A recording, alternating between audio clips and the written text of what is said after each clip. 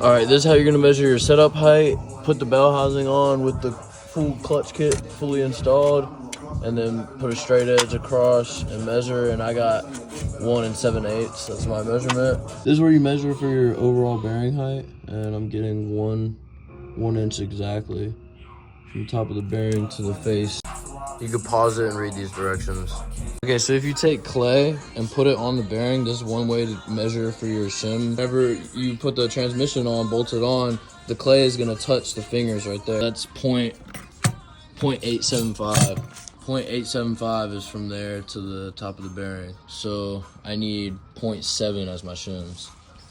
Now we took it back off, and I'm gonna have to get a spacer plate behind there to extend the bearing out more. My shim stack height needs to be this, but this is way too high. It says right here that the maximum travel is 0.45, and on this, it's already at 0.875, so it's way too high. So I'm gonna get a spacer for the bottom.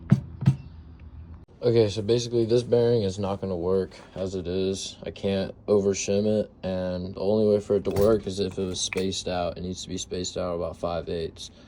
And the guy that sold me the custom adapter and stuff told me to get one of these. Spent $50 on this W58 bearing. He said it would fit, and it doesn't fit like he said at all.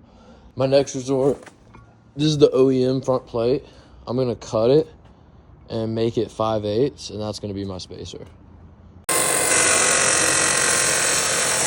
My saw wasn't cutting straight, so I stopped and I brought it to a machine shop, and they got it cut perfectly at 1/2 inch.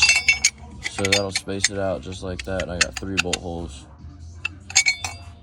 All right, I've got everything torqued down, my spacer plate on, bearing on, sitting on good. I spaced out the bolt 0.5, the spacer is 0.5, and then I shimmed it to 0.275. That should work.